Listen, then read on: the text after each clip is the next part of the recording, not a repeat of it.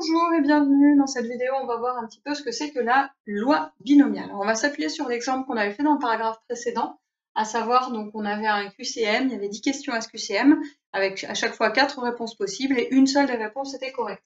Donc, on avait représenté ça avec un schéma de Bernoulli, d'ordre 10.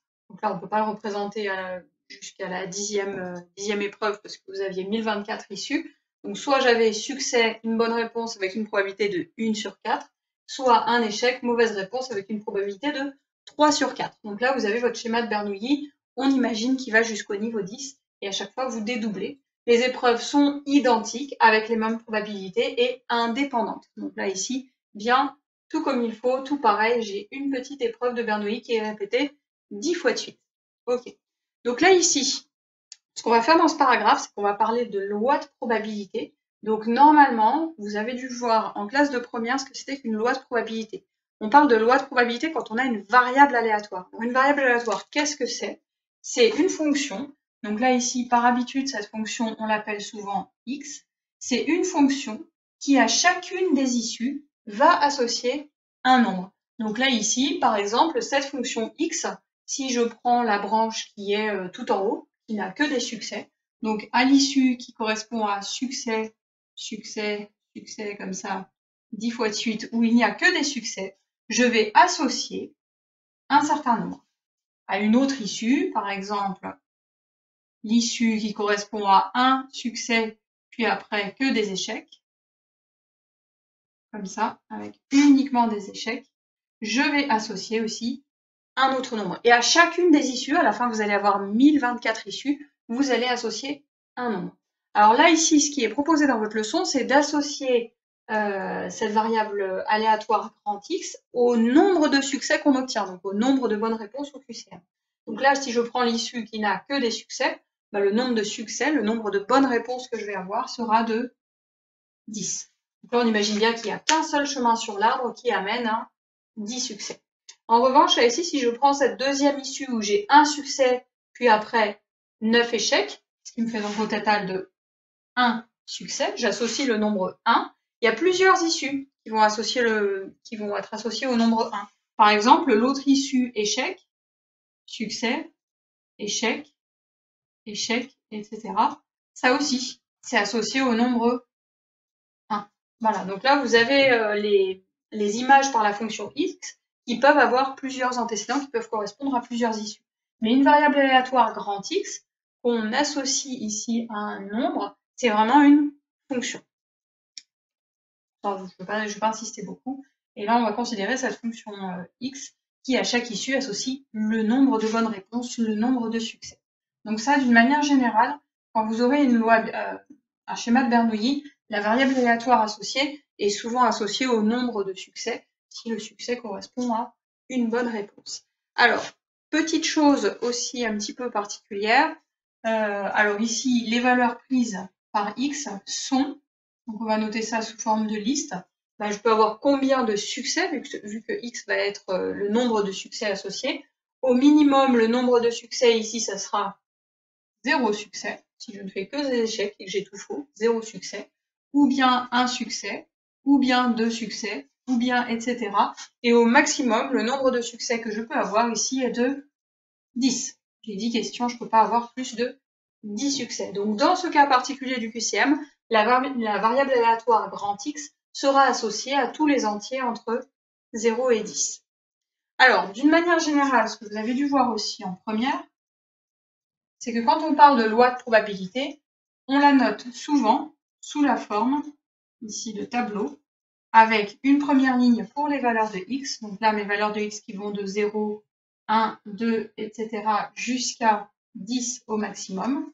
Et la probabilité que ma variable grand X soit égale à ma valeur qui est ici. Donc la probabilité d'avoir 0 succès, la probabilité d'avoir 1 succès, 2 succès, etc. jusqu'à 10 succès. Et là, vous avez donc la totalité des événements possibles. Vous n'avez pas d'autres possibilités. Ce qui fait que la probabilité au total, quand j'ajoute tout ça, va être égale à 1.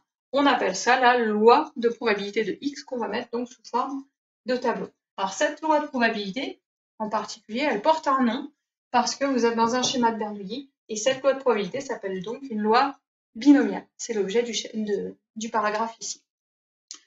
Alors, si on a un schéma de Bernoulli qui est d'ordre n, plutôt que d'avoir un schéma de Bernoulli d'ordre 10, comme ici dans le cas du QCM, à ce moment-là, les valeurs de ma variable aléatoire grand X, elles ne vont pas être limitées entre 0 et 10. Je vais avoir n répétitions. Donc, si je vais jusqu'à n répétitions, les valeurs prises par ma variable aléatoire grand X sont 0, 1, 2, etc. jusqu'au maximum n succès. Voilà, donc ça, c'est la première chose. La variable aléatoire grand X prend toutes les valeurs entières entre 0 et n. Vous pouvez compléter. Donc ça, vraiment, cette loi de probabilité s'appelle une loi binomiale, simplement parce que vous avez un schéma de Bernoulli et que vous avez un calcul particulier à chaque fois pour calculer les probabilités. Voilà.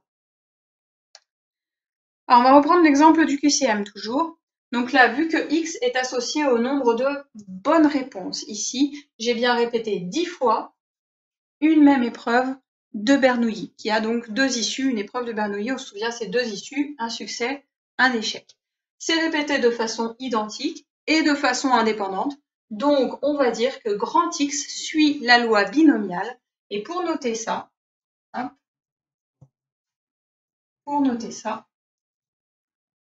on va noter que grand X suit la loi binomiale. Alors, ça apparaît pas sur votre cours, parce que je n'ai pas la police d'écriture, mais vous devez écrire un B qui soit un beau B majuscule attaché.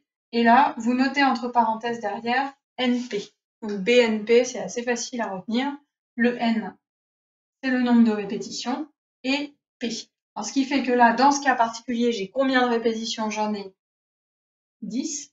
Et P, c'est toujours la probabilité du succès. Donc, vous vérifiez bien dans l'énoncé. Là, le succès, c'est d'avoir une bonne réponse. Ça me fait donc une chance sur 4. J'ai donc là ici grand X qui suit la loi binomiale grand B de paramètres 10, 1 quart. Voilà, c'est comme ça que vous devez le rédiger. Et là, vous avez quelque chose de propre. Alors, pour justifier que vous avez bien une loi binomiale, il y a quand même des petites choses à vérifier. Déjà, bien vérifier qu'on a une épreuve de Bernoulli à deux issues. C'est la première chose à mettre. Ensuite, que c'est répété de façon identique et de façon indépendante. S'il vous manque une de ces trois choses, eh bien, vous n'avez pas justifié correctement que vous avez une loi binomiale. Donc, simplement une épreuve de Bernoulli avec deux issues, répétée de façon identique, indépendante, ces trois choses, et j'ai donc une loi binomiale. Alors moi, ce que je veux calculer à partir de là, justement, c'est remplir toutes les cases que j'avais dans mon tableau, là, avec ma loi de probabilité, ça serait intéressant. Donc, comment est-ce qu'on pourrait faire? Par exemple, pour calculer P de grand X est égal à 1. Quelle est la probabilité que je n'ai qu'une seule bonne réponse? Donc là, je regarde sur mon arbre, déjà pour voir, je vais prendre un chemin où il y a une seule bonne réponse. Donc un chemin où il n'y a qu'une seule bonne réponse, par exemple, ça serait succès, et après, échec, échec, échec, échec, 10 fois de suite. À ce moment-là, qu'est-ce que j'ai comme probabilité au total sur cette branche-là? La probabilité que je vais avoir, ça sera donc 1 quart pour mon succès, qui va être multiplié par 3 quarts, 3 quarts, 3 quarts, 3 quarts. Et vu que je n'ai qu'un seul succès, j'aurai qu'une seule fois le 1 quart. Et vu que chacun des échecs correspond à 3 quarts, ça va me faire fois 3 quarts, fois 3 quarts, fois 3 quarts. Si j'ai un seul succès, et que j'ai répété l'épreuve 10 fois, ça veut dire que mes échecs au total, j'en ai 9. Donc 3 quarts fois 3 quarts, 9 fois, ce qui fait 3 quarts puissance 9. Donc ça, c'est pour un chemin. Là, par exemple, pour le chemin où j'ai succès, puis après que des échecs. Mais à ça, il faudrait que j'ajoute en plus, si jamais j'ai d'abord un échec, 3 quarts, qui multiplie ensuite le succès en deuxième épreuve, 1 quart, puis après encore échec, échec, échec et que des échecs. Bon, au total, finalement, je vais faire fois 3 quarts, 3 quarts, 3 quarts. Au total, des échecs, j'en aurai à nouveau 9. Donc j'ai exactement la même chose. Ça me donne exactement le même calcul. Simplement, on ne va pas multiplier dans le même ordre. Ça, c'est mon deuxième chemin. Je peux certainement trouver un troisième chemin. Finalement, il y a combien de chemins qui vont avoir un seul succès parmi les 10 répétitions? Alors là, ici, ce qu'on va avoir, c'est qu'on va devoir compter. Mettons, là, j'ai mes 10 épreuves. 1, 2, 3, 4, 5, 6, 7, 8, 9 et 10. J'ai mes 10 épreuves. Moi, je dois placer un succès parmi ces 10 épreuves. combien est-ce que j'ai de choix pour placer mon succès? Ben là, ça va être quand même assez simple. Mon succès, j'ai pas trop le choix. Soit il est en première position, soit en deuxième, soit en troisième, soit etc., soit en 10e position. Et après, je remplis tout le reste avec des échecs. Ce qui fait qu'au total, j'aurai 10 choix pour placer mon succès. Première, deuxième, troisième ou etc. 10e position. Ce qui fait que dans votre arbre, vous devez avoir normalement au total 10 chemins qui amènent à un seul succès. Donc là, vous complétez bien. Combien y a-t-il de chemins qui amènent à une seule bonne réponse? Eh bien, au total, il y a 10 chemins. Parce que je dois placer un succès parmi les 10 répétitions.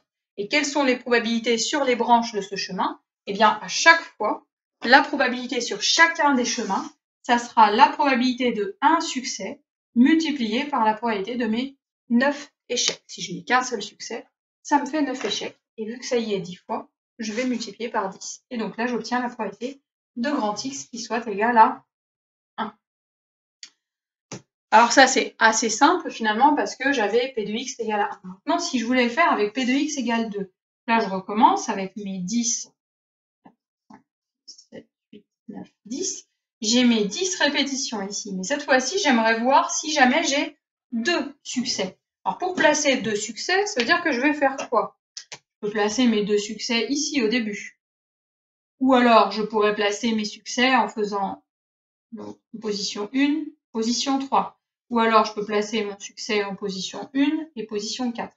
Finalement, ça revient à faire quoi? Ça revient à chercher le nombre d'ensemble à 2 éléments, là ici, parmi mes 10 éléments au total. Et ça, on avait vu dans le chapitre sur le dénombrement que pour avoir le nombre d'ensemble à 2 éléments parmi l'ensemble à 10 éléments, on notait ça avec les coefficients binomiaux, on va appeler ça comme ça dans ce chapitre-là, ce qui va faire du K parmi N. Là, je vais pouvoir avoir le nombre de chemins avec K succès parmi les N éléments. Donc là, ici, pourquoi est-ce que j'ai obtenu 10? J'ai cherché simplement le nombre de chemins où j'avais un succès parmi les 10 éléments. Et ça, on sait d'après la leçon que 1 parmi 10, ça fait bien 10. Je cherche le nombre d'ensemble à un élément parmi 10 éléments, il y en a 10 au total. Et d'une manière générale, quand je vais chercher le nombre de chemins à K succès parmi N, je vais mettre le nombre K parmi N. Donc là, ici, on va appeler ça le coefficient binomial. Ça va bien rejoindre la loi binomiale. Alors, par exemple, pour P de X est égal à 3, comment est-ce que je fais? Hop. P de grand X est égal à 3. Je vais d'abord chercher sur mon arbre combien j'ai de chemins avec 3 succès. Donc, il faut que je cale 3 succès parmi les 10 épreuves. Je vais donc mettre 3 parmi 10, qui multiplie ensuite. Alors, je regarde une branche avec 3 succès. 3 succès, 1 quart, fois 1 quart, fois 1 quart, pour mes 3 succès. Donc, 1 quart puissance 3. Et ensuite, si j'ai 3 succès uniquement, ça veut dire que tout le reste, ce sont des échecs. Donc, fois 3 quarts, fois 3 quarts, fois 3 quarts. Et si j'ai 3 succès, ça veut dire qu'il va me rester 7 échecs. Voilà. Et là, vous avez la probabilité d'avoir exactement 3 succès. Alors ça, on va pas le calculer à la main, ça prend du temps, ça ne sert pas à grand chose. On va voir que sur la calculatrice, on a des moyens assez rapides et assez faciles de le faire. Alors ça fait que dans votre propriété qui est juste en dessous, d'une manière générale, à chaque fois, et ça vous allez devoir l'apprendre ou au moins la comprendre, comme ça il n'y a pas de souci, à chaque fois que vous allez avoir P de grand X qui est égal à K, donc n'importe quelle valeur, je vais d'abord calculer le nombre de chemins qu'il y a comportant K succès, donc je vais mettre K parmi N, parce que j'ai N répétitions, qui multiplie la probabilité du succès qu'on va noter petit p.